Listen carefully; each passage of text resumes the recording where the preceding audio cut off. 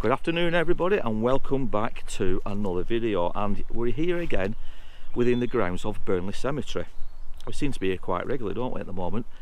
But we're here to cover the story of the Tim Bobbin Delph incident of 1887.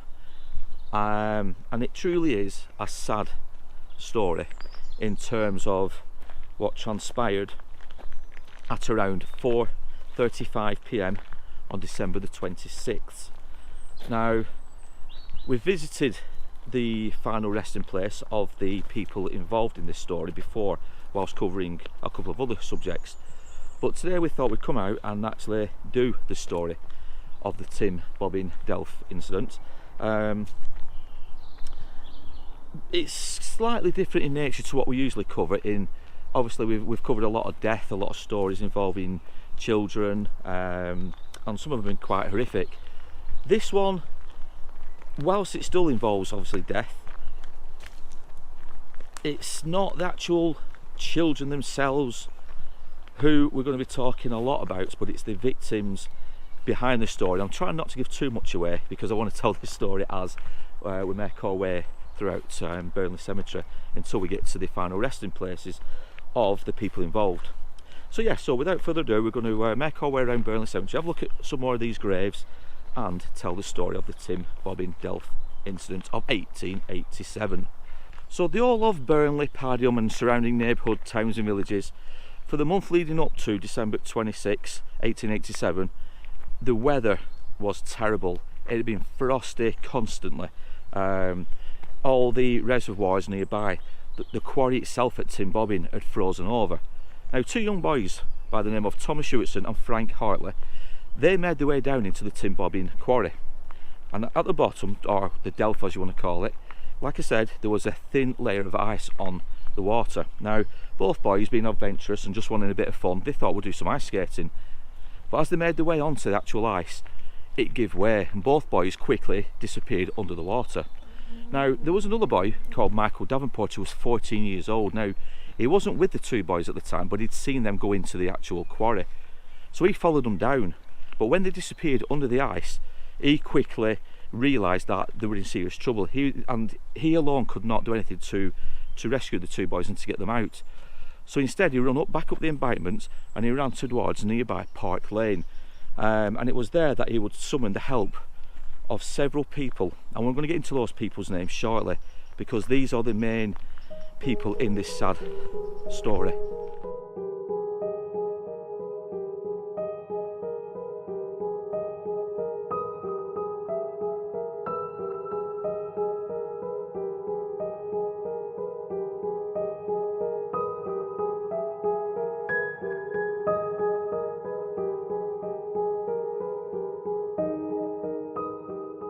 Now, whilst we're down here at Burnley Cemetery, as I said at the start of the video, we're going to have a look round at some of these headstones, because this part of it we don't really ever come and look at too much, to be fair.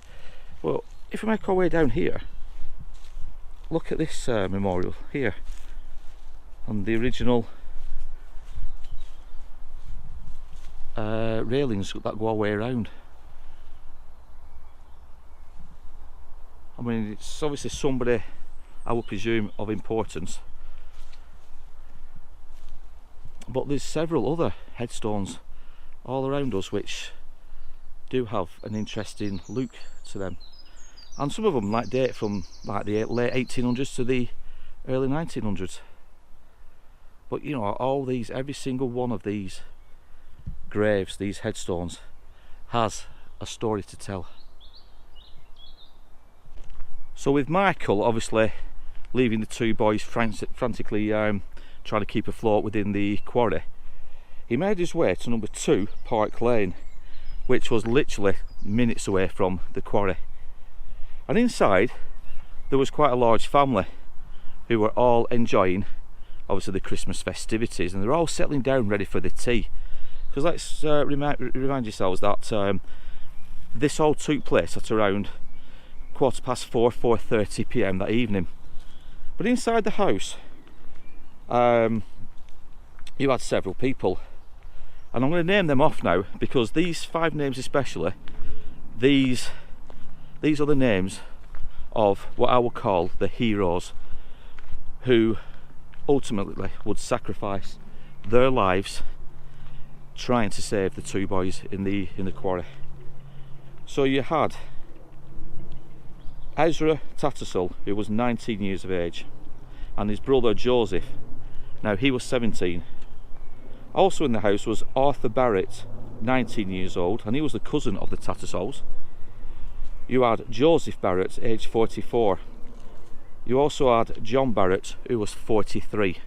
So as you can tell already, this was a close family, all related.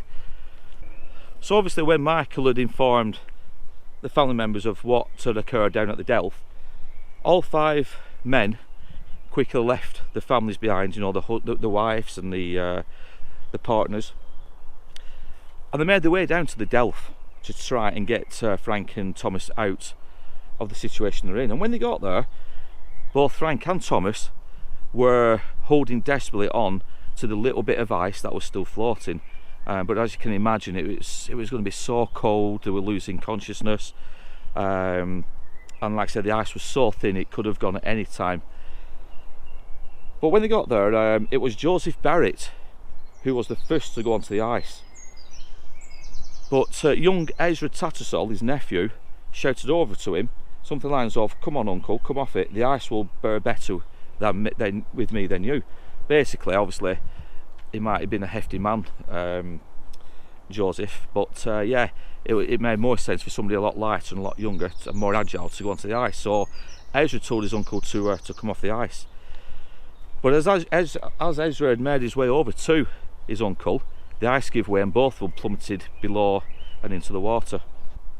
So Arthur Barrett, who'd seen what had happened to Joseph and Ezra, himself began to panic. I mean, at the end of the day, there was 4 people now in the freezing cold water.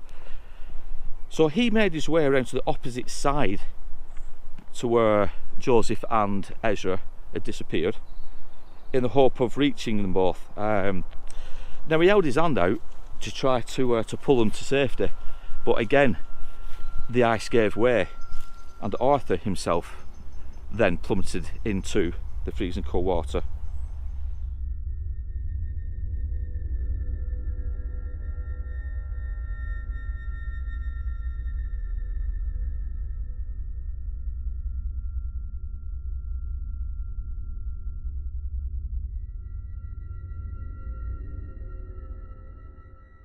So we've just walked down from the back end of Burnley Cemetery and we've appeared here at some kind of riverbed. And I'll sort of show you guys, because obviously it's old, but you've got this outlet pipe here which is massive, which cuts into the hill, and you've got another one, a smaller one, just in the distance there. But what's intriguing me most is this, and it is old and it's metal. I mean, it's obviously brittle now, but it's metal. And then if you come closer over here, we've got these metal cables here. I mean, these are really old, they're just brittle now, sticking out the embankment. So something obviously was going on here many years ago. I'm not overly sure, to be honest, what it could have been. And even if you look down at the ground, you'll see things like this, where there's obviously a storm being embedded into this side. So this is some kind of structure. There's definitely a structure here at some point. You've even got the bricks. Altham Works, Accrington. But yeah, there was something definitely industrial going on here. Perhaps, I don't know, maybe 100 years ago, maybe. Some more metal structure here I've just seen sticking out the ground. I mean, it's literally solid. So something was obviously going on here many years ago. I'd be interested to know if anybody who's watching this video who may be local could tell us what was here. But yeah, when we do these stories, we cover these stories, and we find spots like this, we always try to include them in the videos where we can. Somebody's backpack under there. Just look under there, I don't know if you can see it in the shadow, but somebody's backpack under the tree. And somebody's obviously been here making a little fire. So we're not going to disturb it, we'll show some respect, we're not going to touch it. But yeah, we like to show you guys, without me falling back, we like to show you guys these little places where we've never been before. But yeah, it's an interesting place. Right, we're going to get back up to the graveyard now, and we'll continue with the story of the Tim Bobbin Delph incident.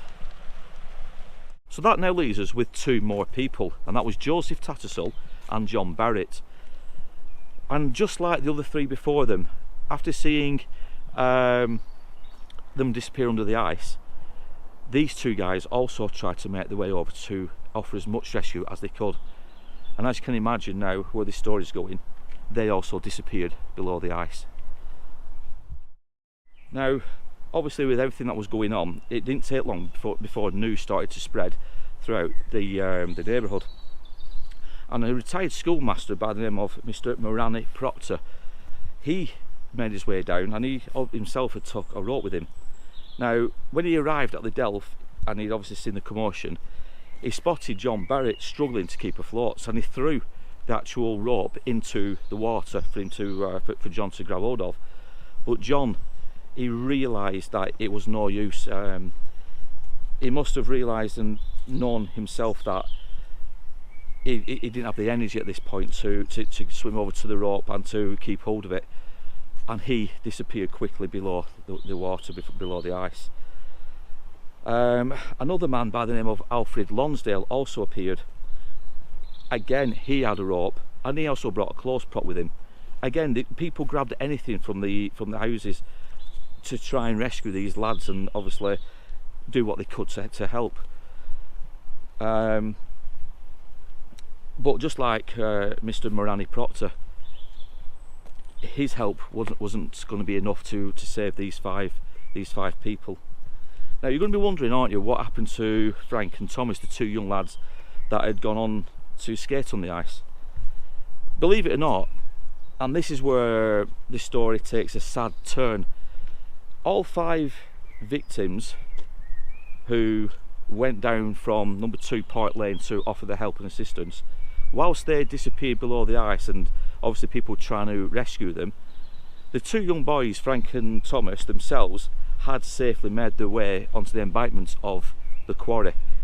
And apart from being obviously confused, cold, frightened, and perhaps a little embarrassed as well, because let's remember, at that point they probably didn't realise that obviously the 5 men who come to rescue them had sadly perished.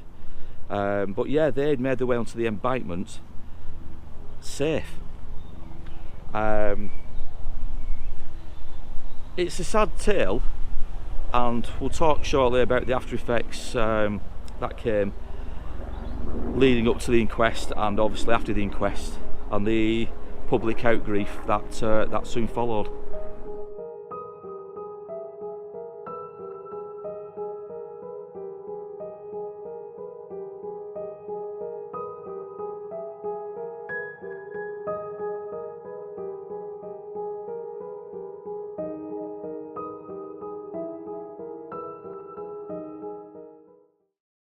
Whilst we were covering this story, we've actually come across another grave as we walked up the pathway towards the final resting place of the 5 people who sadly drowned.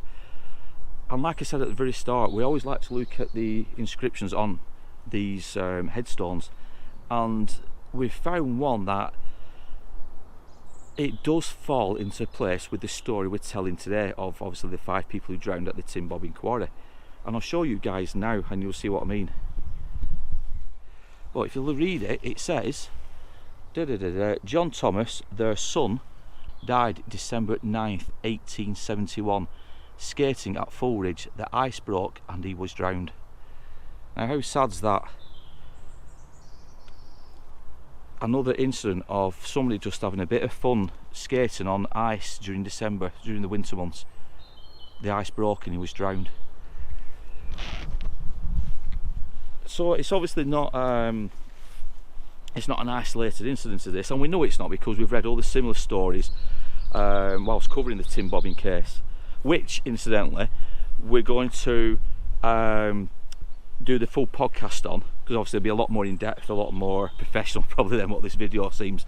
But yeah, if you go to www.daysofhorror.com, you'll be able to listen to and read the full account of the Tim Bobbin quarry incident. I'm hoping that will be live at roughly the same time as this video, but if not, in the next few days. But yeah, that's a sad one, that one. Another incident recorded there, somebody who lost their life just having a bit of fun. So you might be wondering why some things I'm wearing my readers and other times I'm not. Well, basically I'm blind as a bat, and even though I generally don't do these videos scripted as such, with this case I've actually screenshot the actual notes I've got ready for the podcast, so they're on my phone. So yeah, if I don't put my glasses on I just can't read, but I'm trying to make sure I get the dates right, and especially the names of the 5 victims as we tell the story, because I don't want to obviously do them any injustice whatsoever. So yeah, so that's why you might be seeing the odd scene with my glasses on and without my glasses. Anyway, we're just going off on a tangent there, aren't we, I guess. Now, for anybody themselves interested in perhaps coming down and paying the respects to the 5 people who drowned at the Tim Bobbin case, the headstone is just slightly ahead in that direction, and we're going to get to him shortly. You can tell, or you can find your way if you find this monument to Alice Hartley, one of the victims of the Helmshire rail disaster, which obviously by now people who are used to this channel will know I talk a lot about. But that is the memorial stone of Alice, and just to show you what I mean, you can see it here. Helmshire collision, Alice Hartley, 24 years of age, 1860. But if you come away from the memorial and we'll just keep walking in this direction, the memorial, the headstone for the Tim Bobbin quarry case or incident is on the left, and when we get there I'll show you exactly what I mean, because it's just a bit further round the pathway. So when Alfred Lonsdale obviously got to the quarry, he went on the ice himself, didn't even give a second thought to his own safety, which obviously neither did the 5 poor victims who drowned. They didn't even give a thought moment to their own safety, but he made his way onto the ice with the rope to throw to John. The ice broke and Alfred himself ended up in the water.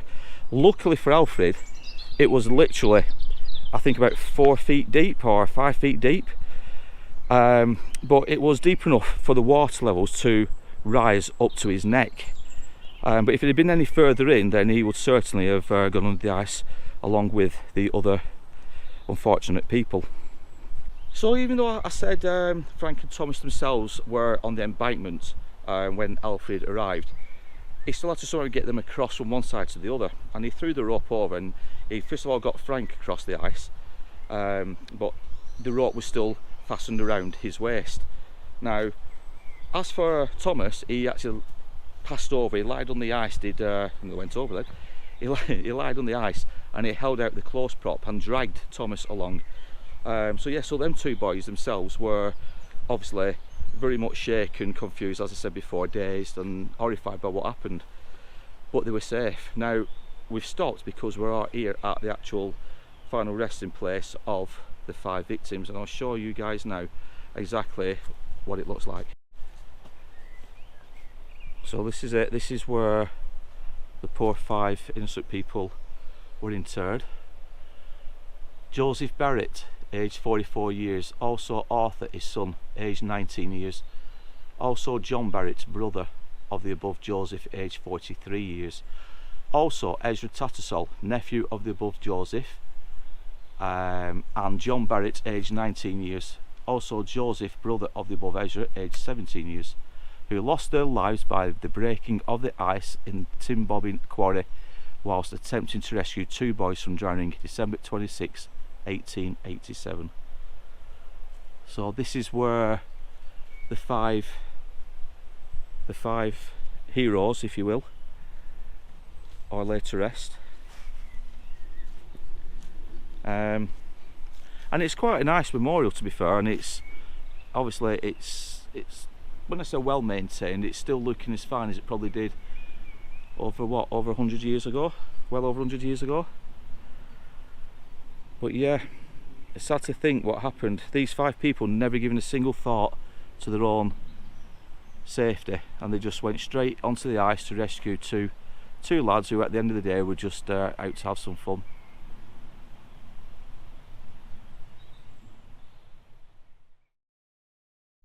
So the inquest that took place 2 days later, on Wednesday the 28th of December, it actually took place at the Tim Bobbin pub. Obviously it didn't take that long, and after the formal identification of the bodies was made and the witness testaments or testimonies had been heard, the jury found obviously a verdict of death by accidental drowning. So during the service, when the bodies were being lowered into the ground, and just prior to that I should say, the Reverend W. Riley gave a brief but powerful speech, and it's quite an oddity really for a religious man to come out with what he did, and I want to read out an extract of what he actually said. But basically he said that these 5 men were not men who had poisoned the moral atmosphere, and it was always a perplexing thought that it should come to pass that the good, pure and promising should be cut down whilst the unworthy were still kept living. Now that is some indictments, isn't it, of the public outpouring of grief that everybody in the neighbourhood and surrounding areas were feeling.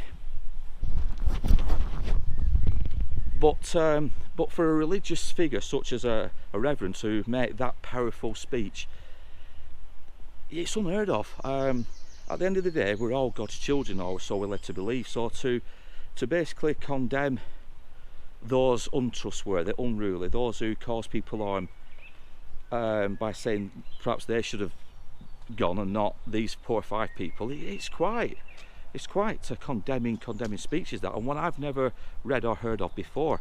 But tell me what you think of that down below.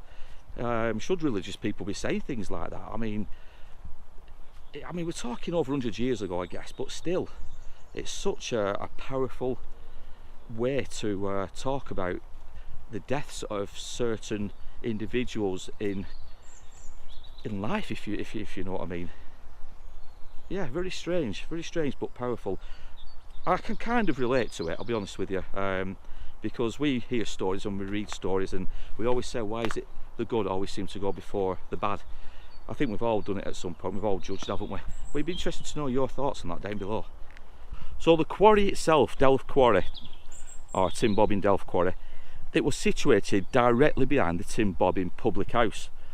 Now, I have seen 1 or 2 videos where people have wrongly gone to an area which they think is where this story took place. Unfortunately, it isn't. We've researched this and we've looked back as far as we can, and we've dug up old maps. And when you go into the newspaper articles, you will read many descriptions of where the reservoir was, and it was literally within yards behind the rear of the Tim Bobbin public house. Now I'll put a map over what I'm talking now, just to show you exactly what I mean. But as you will see, the quarry is triangular, roughly triangular in shape, and it is situated now, or it was, behind the public house. It's no longer there now. what happened within months of the tragedy was it was agreed that the water level should be filled, or where the water was, it should be backfilled, so the tragedies of this instance could never occur again. And obviously over the many years since then, things have changed, redevelopments, lands have been bought, houses have been built over it. There's nothing there now to associate a quarry with this story. There is a quarry further on along the road, probably about 3/4 of a mile ahead, where again stories have been told which people think that is where the Tim Bobbin quarry was. It wasn't. That's a completely different quarry. The Tim Bobbin quarry was directly behind the Tim Bobbin pub. But yeah, it is really a sad tale.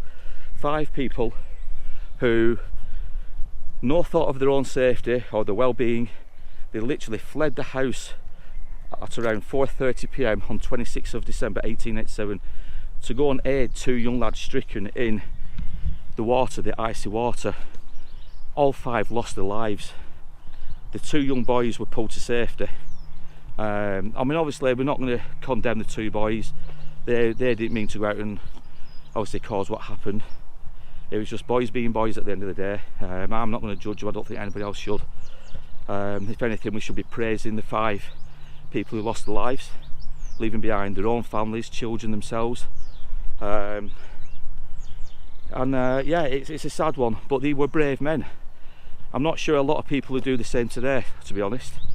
You know, we all seem to think about ourselves first and foremost. I'm not saying that's a bad thing, but I don't think you're going to see heroism such as that, or read about things such as that too often in present society. It's a shame really, but yeah, I mean, 5 people losing their lives the way they did. But I hope you enjoyed this story. I really hope you did enjoy it. Like I said, visit our website www.daysofhorror.com for a further in-depth story to this. There's photos, census records, there's all kinds of stuff that we've dug up. But yeah, give us a like, comment, subscribe as always. I always say this, and if you want, tick the little bell because it'll notify you when there's a video that's just been released. But in the meantime, from Burnley Cemetery yet again, where another fascinating story has unravelled itself, take care, look after yourselves, and as always we'll be back soon with another tale from our glorious, if not disturbing, past.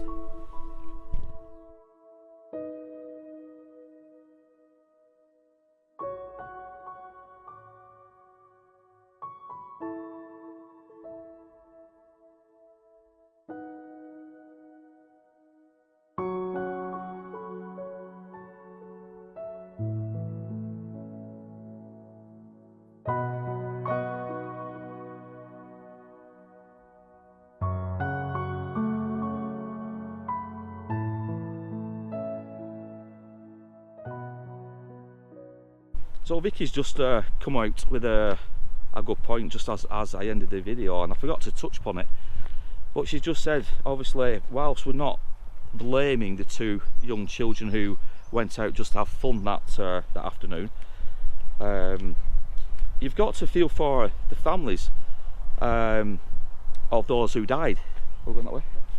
Simply because, and this was in the newspaper articles what we've read, and apparently a committee was set up straight after the inquest where a relief fund was organised to raise funds to look after the family members, the surviving family members, because at the end of the day, not only did they lose their loved ones, but they also lost income, because most of the people who, or all of the people who drowned, the 5 men who drowned, they were all working at nearby mills and other establishments, so that income had just obviously gone overnight, hadn't it really?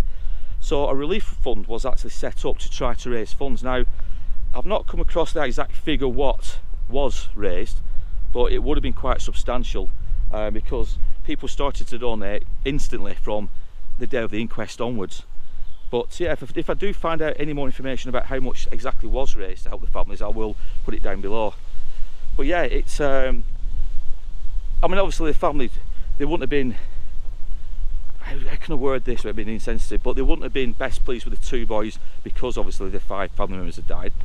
But there would have been some form, I would have thought at the time, emotions being raw, there would have been some form of anger, wouldn't there? Yeah, because you've lost your partner, your husband, and obviously your child's father. Yeah, you've lost everything, haven't you? Yeah. So yeah, I can appreciate that. But now, obviously, time's a healer, isn't it? And we look back at these stories, we uncover these stories, and like I said, we've all done things as children, haven't we, which we shouldn't do. You know, we've gone into dangerous situations, and in this case, two young boys went out, like I keep saying in the video, they went out just to have a little bit of fun playing on the ice, not really taking in the actual, you know, the idea that it could break and they could drown and it was dangerous. And unfortunately 5 people died from their actions. It's a sad tale, it really is. And I think, if I remember rightly, I think the story also goes on a little bit further down the following months, and I think things were put in place to try to create an official skating rink somewhere, and I think that was Fulridge as well. Again, if there is, that'll appear in the podcast story. But yeah, plans were afoot to try to make it safer for children to go skating in a more controlled environment, rather than allowing them to go in rivers and in reservoirs and in quarries. But it was too late for these 5 innocent people, wasn't it? And obviously the poor guy that we've come across his grave further back in the cemetery, it's a bit too late for those people. But if you enjoyed this, so like I said, comment, subscribe, blah blah blah, and I'll see you all soon.